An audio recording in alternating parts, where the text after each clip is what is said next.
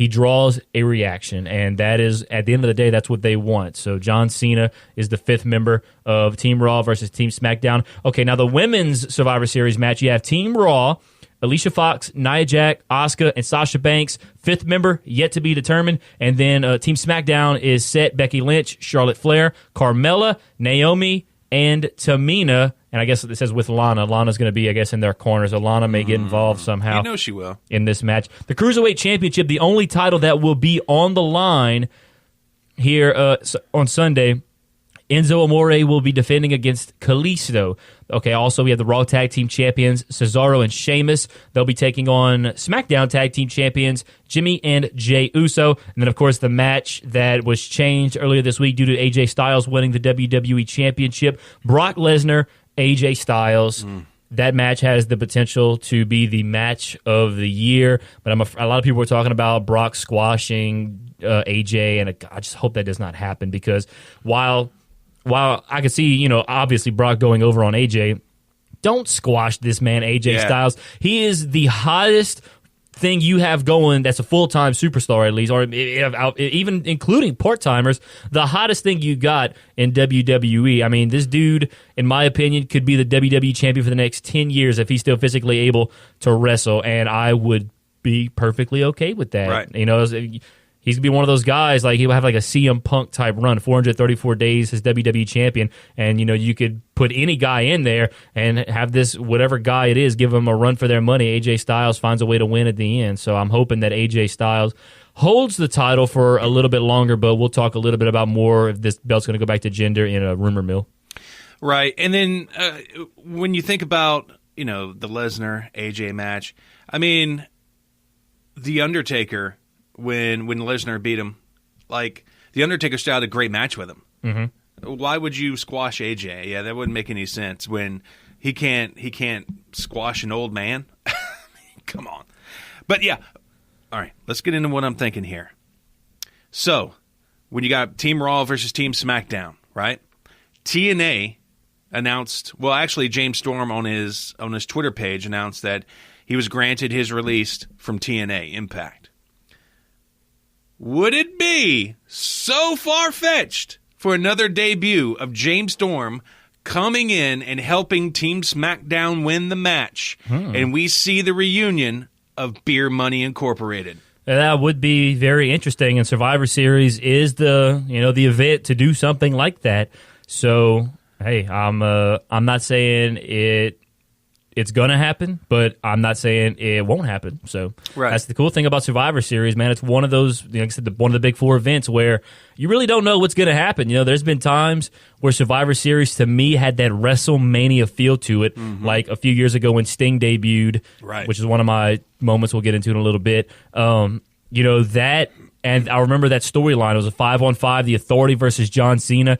The Authority wins. I think Cena's 4 teammates get fired. If Cena's team wins, the Authority's gone, which, of course, they came back a month later. But there was just a WrestleMania feel to that night, and Sting comes out for the first time ever on WWE television and does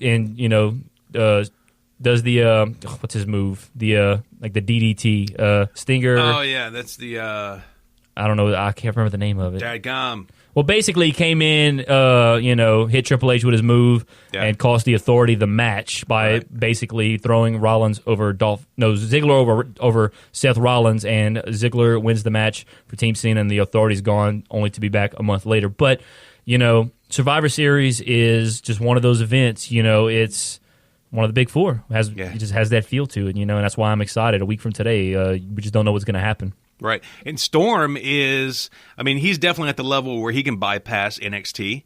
So I'm thinking, man, this is the time to do it. Mm-hmm. Let's throw in some stuff in there. We got the new heel tag team that's the hottest thing in the land, and they just wreck shop. And, I feel like nowadays, like recently in the past few months, with everything that's happening in the wrestling world, I feel like it's becoming a little more unpredictable, like every week. And I'm excited about the possibilities of what could happen at Survivor Series going forward. And I know a lot probably won't happen in December, because it's going to be Christmas, the holidays. I think usually WWE, what they do is for the 2 weeks during Christmas, they actually tape those 2 shows in advance so that superstars, of course, can go home because, they travel year-round. That's obviously, that's important. Then add the first show after the new year, they start setting up the Royal Rumble, and then as soon as the Royal Rumble's over, it's WrestleMania season, and crazy things happen during WrestleMania season and then at WrestleMania. So and then usually sometimes Survivor Series is kind of like the starting point of setting up, WrestleMania. Like last year, Lesnar and Goldberg main evented a Survivor Series, and what turned out to be Goldberg squashing Lesnar. Then, of course, they met again at WrestleMania, and Lesnar won the title back, and now Goldberg, in my opinion, rode off into the sunset. I don't think we'll ever see Goldberg in a WWE ring again, which, it was nice that he came back and had a nice little run, but he just... he's Goldberg. He's getting up in age, and while he physically still looks tremendous, he just doesn't have the stamina to really hang in there for more than 5 minutes. So, yeah, exactly. So let's go ahead and get to our top five Survivor Series moments. Go ahead. All right, how you want to do it? You want me to just do all 5? You want me to do 5 through 2, and then we just do 1, or just want me to go through my 5? Yeah, go through your 5. All right, number 5 for me, when the WWE defeated the Alliance, The Rock pinned Stone Cold Steve Austin. And I was so torn when that happened because, Stone Cold is my favorite of all time. And even when he was a bad guy, I still rooted for him, which I still wish they would have never turned him heel. That was the worst thing they could have ever done with Stone Cold. But he joined the Alliance, and he was the leader of the Alliance. The Rock was the leader of the WWE. And thanks to the help of, now Raw General Manager Kurt Angle, The Rock defeated Stone Cold in that 5-on-5 traditional Survivor Series match, which wiped the Alliance off the face of the earth, as Vince McMahon said. Number 4, 1990, the debut of The Undertaker. Wow. And, I always go back and I watch just his entrance. You go back and watch the entrance. When he came out for the first time, they show some of the crowd, and they're just, amazed. I mean, this big 7-foot purple eyes and just this whole outfit he had on. You could just tell that he had the it factor. Yeah. And, even, like I said, I'm not saying, he wrestled for at least now for the next 27 years, which I'm still not sure we've seen the last of The Undertaker, but let's just say we have. He went 27 years. That's very impressive. So The Undertaker debut, one of the great moments. One I just mentioned a while ago, number 3, the debut of Sting, the 5-on-5 match where he came out and, stuck it to the Authority, and that led to the Authority leaving for a whole month. So the Sting debut was just, man, this is Mark-Out Mania. I marked out for that. That was one of the biggest mark-out moments I've had in the last few years, Sting debuting at Survivor Series 2014. Number 2, this was back from 2006. A lot of people, this is not really I went and looked online, all the top, there's been a lot of articles about the top 10 Survivor Series moments. Never saw this one on there, but in my opinion, just a entertaining match. Not from the fact that it was great wrestling, but it was very entertaining. It was funny. And there was some good wrestling in there, some good wrestlers. It was Team DX versus Team Rated RKO in 2006.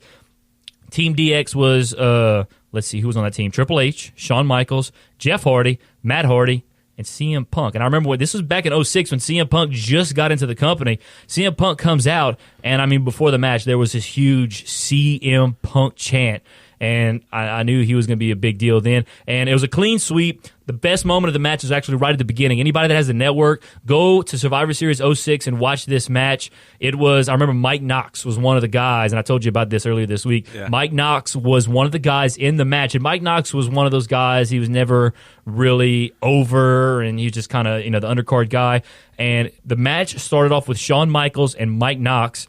And the bell rung, and, Michaels just kind of instinctively super kicked him, pinned him 1, 2, 3. Michaels gets up and looks around, was like, well, he was in the match, right? Oh, okay, so I did good? Okay, cool, yeah, and he's all fired up because he just eliminated, the guy one off right there. Yeah. And that ended up being a clean sweep. Team DX eliminated all 5 of Team Rated RKO, and Team DX, the whole team was left standing. So it was really a fun match, and it's one, I don't know if you've ever actually watched it. I recommend you go watch it. It's hilarious. And then number 1, I'm a big Stone Cold guy. Number 1, a year after Stone Cold was run over at Survivor Series 1999, he ended up getting the match with the man who was behind him getting run over, Triple H. And Stone Cold, they fight into the back area, and eventually Stone Cold gets Triple H into the parking lot, and Triple H gets into a car. And I think he had the intention of running over Stone Cold again. And here comes Stone Cold out of nowhere with some kind of forklift device. Latches onto this car while Triple H is in it, and he raises it probably at least 30 feet in the air and then drops the car on its roof while Triple H is still, air quotes, inside the car. Yeah. And, I mean, that was just unbelievable. And like I said, I was a big Stone Cold guy. And that was just awesome to see Stone Cold really get revenge because I was so bitter about the fact that Stone Cold, at the height, I mean, he was as hot as any superstar had ever been in the history of wrestling. And, now granted, it wasn't, Triple H's fault that Stone Cold was hurt. But at the time, I was, as a kid, I didn't understand the business like I do today. And I was very bitter at Triple H for causing Stone Cold to miss an entire year. Yeah. And I had to sit back and watch The Rock do a phenomenal job of carrying the company. So the number one, Stone Cold dropping Triple H off that forklift in 2000.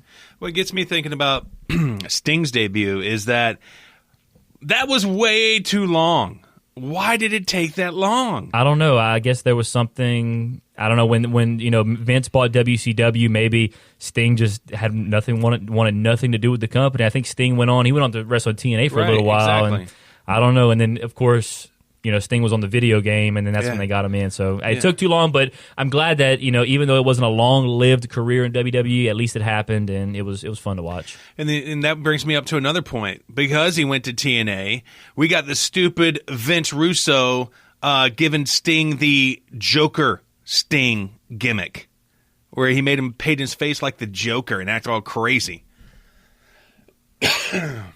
Vince Russo.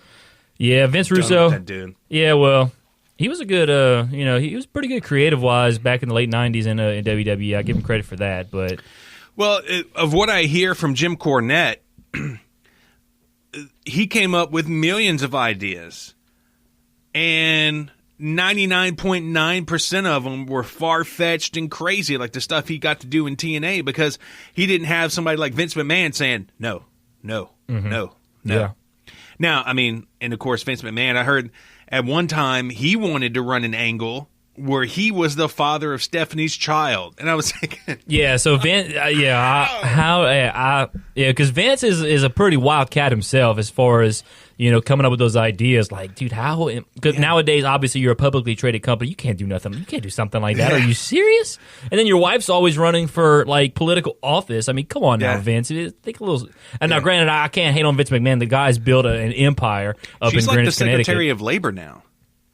Yeah, she's doing very good in her political career. Yeah. So certainly good for Linda McMahon. I almost miss her on TV because she used to always come out and save the day. Because back when the McMahons, Vince and Shane were the bad guys, the corporation running things, Linda would always come in and just kind of save the day and do something really wacky and spectacular, like when she put Mick Foley in the Fatal 4-Way at WrestleMania 2000 when she announced Stone Cold and The Rock's corner in Backlash 2000. That was, when she announced Stone Cold the CEO in 1999, still one of the greatest segments in the history of Monday Night Raw, in my opinion. So Linda, like I said, I miss her on TV, but good for her that she has a good political career going. Yeah, you amaze me, man. You're like a wrestling encyclopedia. Well, back then, dude, that's all I did, man. Like back when I was a kid, I said Stone Cold got me watching, and even the year he was out, I was, I got mesmerized by The Rock because he took the company on his shoulders and carried it almost into the promised land. And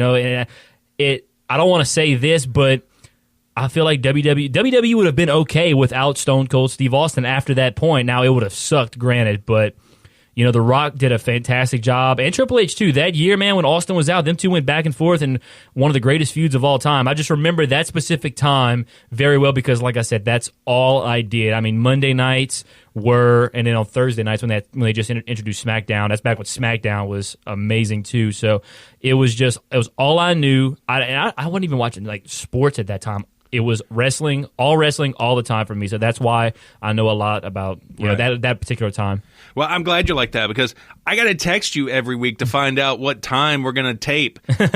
Not like you told me a few days ago. I mean, when we tape, it's not all, it doesn't always have to be set in stone. It's just a general idea. Man. All right, so here's my top 5 Survivor Series moments. Number 5, the Shield debut, November 18th, 2012. Now, you know what? Screw you, WWE Creative. Why did you break up the Shield? They could have been the most dominant stable of all time I mean, of course you got the 4 horsemen, but I mean, who would have stopped them? Roman Reigns, Dean Ambrose, Seth Rollins. They could have did their own thing like they were kind of doing right there when they all had kind of like separate titles and whatnot. They could have done that. Oh, yeah. Number 4, Shawn Michaels wins championship in the first